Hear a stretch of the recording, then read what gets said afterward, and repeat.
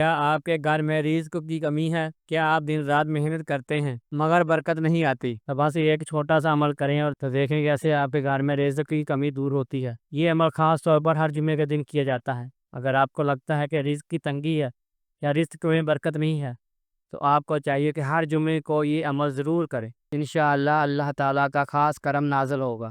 جو بھی بندہ جمعے کی نماز کے بعد اللہ تعالیٰ کا ایک صفتی نام یا غفور یا غفور کو 100 مرتبہ پڑھے گا تو اللہ کے حضور دعا کرے گا کہ یا اللہ میرے رزق کی تنگی دور فرما دے، تو اللہ تعالیٰ اس بندے کے لیے رزق کے دروازے کھول دے گا۔ یہ ہم سب مل کر دعا کرتے ہیں، یا اللہ ہمارے لیے رزق کے دروازے کھول دے، ہم سب پر اپنا کرم فرما، ہم سب پر اپنی رحمت نازل فرما۔ خاص طور پر اپنے پیاروں کے لیے دعا کیجیے کہ یا اللہ ہمیں ہر مصیبت سے محفوظ فرما، ہماری حفاظت فرما۔